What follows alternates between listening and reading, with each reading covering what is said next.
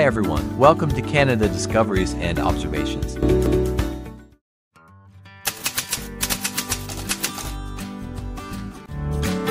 Hi guys, welcome back to my channel.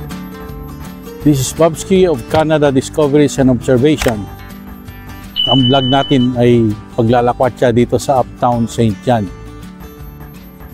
Maglilibot tayo dito, puntaan natin ng Kings Street na pinaka-main street dito. Tapos punta tayo sa St. John City Market. Saka pasyal din tayo ng mga Asian store dito. Ito yung King Street. Paakyat doon, punta sa Kings Square. At ito naman yung kanilang City Hall.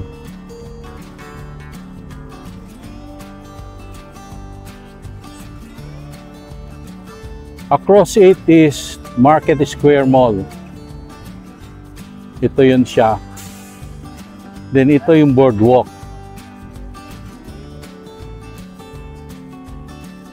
Merong cruise ship ngayon dito, ayan. Ito rin yung vinlog ko nung 2 weeks ago. Sayang, hindi ko na vlog nung 3 days ago. 3 yung cruise ship na dumaong dito. Maraming tao, maraming turista. Ito yung Water Street. So doon banda, yung makita nyo yung building na yun, yun yung Marco Polo Port Terminal. Yung mga turista na bumababa sa barko, dyan sila nire-receive. So mahaba itong Water Street na ito. Papuntang south. Kung tawagin nila dito ay South End. Kasi kung nasaan tayo ngayon, ang tawag nila dito ay Uptown.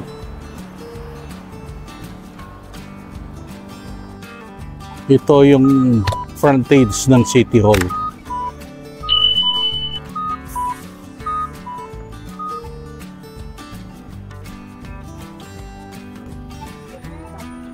By the way, itong Kings Street nito, paahon. Kaya tawag nila dito Uptown, hindi Downtown.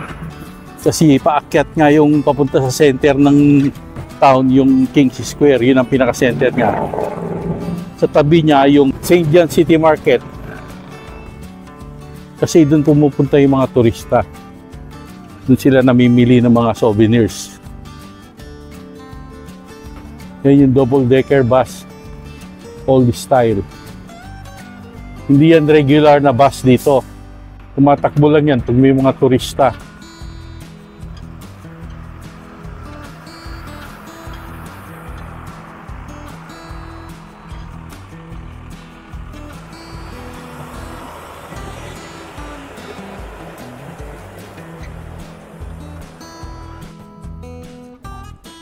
So this is Kings Street.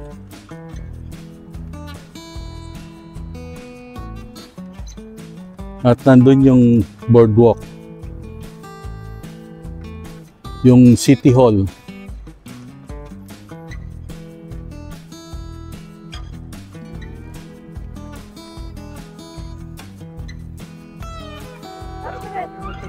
Nandito na tayo sa Canterbury Street. Dito ginanap noon yung tinatawag na Moonlight Bazaar. May vlog ako tungkol dito. Tingnan nyo na lang dyan sa description. Ilalagay ko dyan yung link. Pati na rin yung link tungkol sa mga cruise ships na dumadaong dito. Andito tayo ngayon sa German Street. Dito sa German Street kasi nandito yung isang iconic na simbahan dito. Ito yun siya.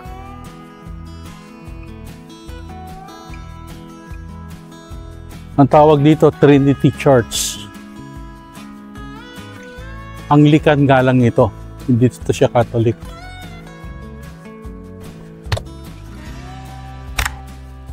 Iconic ito na landmark dito sa St. John. Dinadayo ito ng mga turista galing sa cruise ship.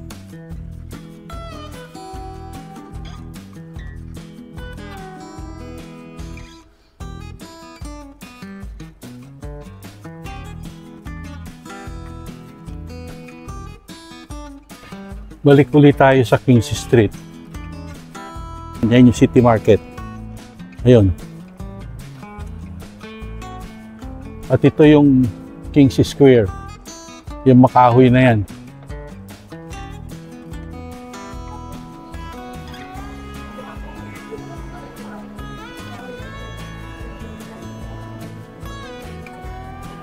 Maraming souvenirs sa mga restaurants.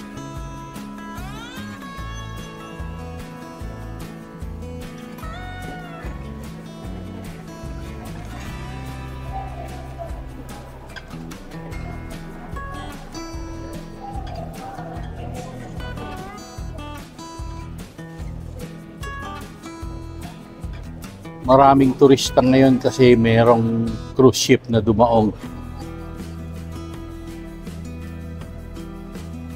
Ito ay tinatawag nilang oldest continuing city market.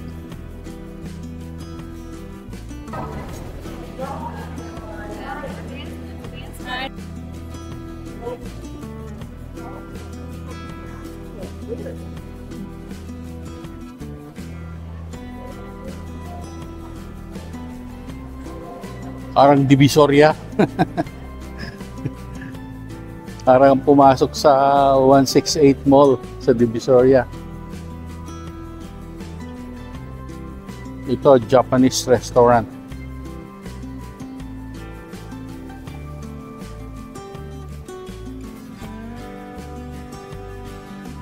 Maraming nuts. Iba't ibang klase ng mga nuts.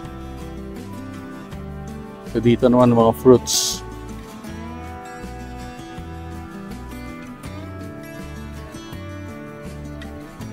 Ito yung tinatawag nilang poutine.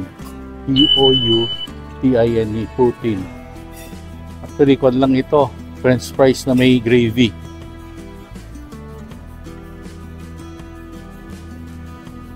Dito naman, puro chocolates.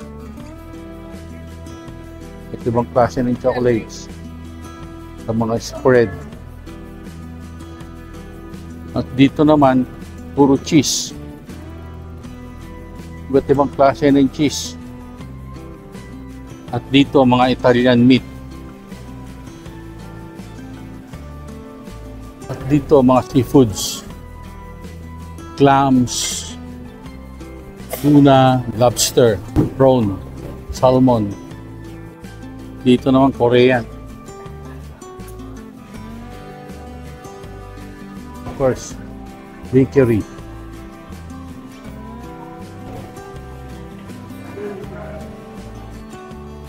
So, ito yung kabuuan ng City Market, St. John City Market, the oldest continuing market in Canada.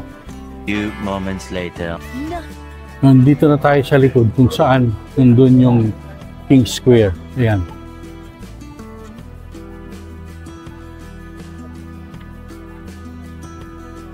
Ito naman yung University of New Brunswick.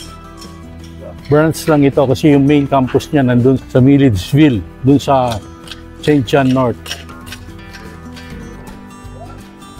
Dito sa St. John, marami rin mga Filipino stores.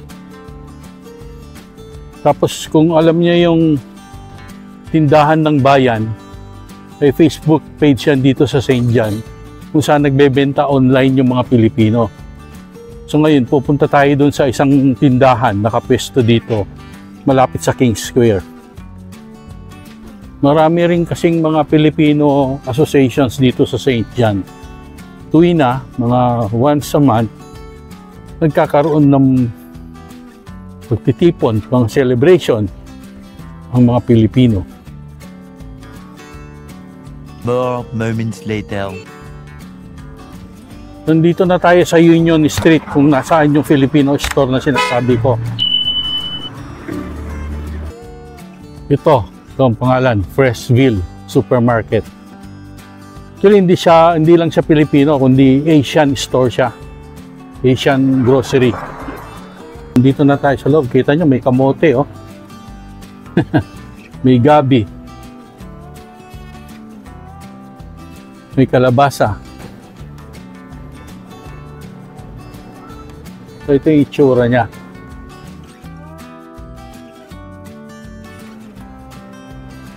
May mga mais, okra, kikiam, fishball. At yan ang pinaka-Pinoy. Merong balut. Mahal nga lang. $2.89 each. May bichuelas din. O yung white beans. Saka meron ding mani. Ito. May dugo. Pampanga dugo. Panggawa ng dinuguan. May mga hotdog. Pinoy style. Kasi iba yung hotdog nila dito eh. Tender juicy. Meron din sweet tocino at may longganisa. Yung sweet ito, pero meron din yung garlic longganisa sila. Oh. Tsaka mga Pinoy na panluto. Gaya ng Knorr cubes, magic sarap, ginisa. Yan, sisig, mamasita, sinigang. Mga pang-mix. Meron din puso ng saging. Ayan. Tapos mga ketchup, UFC, Jufran, saka Mang Tomas. Meron din mga sweet chili sauce, mga toyo, dato puti. Saka pinakurat. Mga suka. Meron din panggawa ng salad, mga kaong, nata de coco.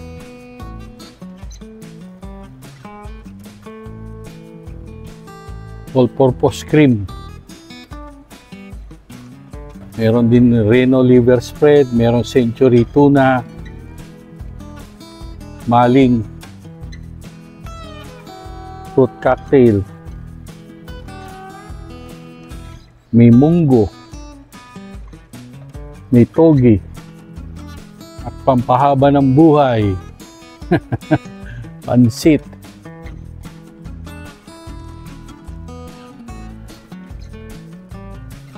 Bihon, miswa. Sotanghon.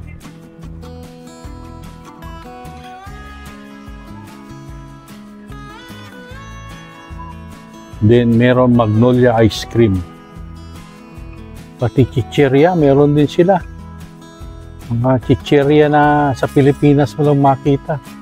Piatos, Nova, Chippy, Mang Juan. Yan. Richie.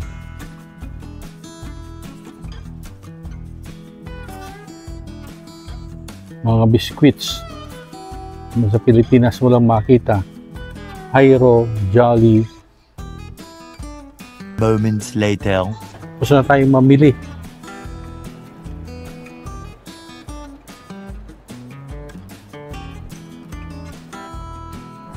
Okay, balik na tayo doon sa commercial area. Eventually. That's about it, guys. Ito sa ating lakwatsa dito sa Uptown St. John. Maraming salamat sa panonood. Ito ang Canada Discoveries and Observations, and this is Bobski. Kung hindi pa kayo nakasubscribe, please subscribe. God bless us all. See you next time.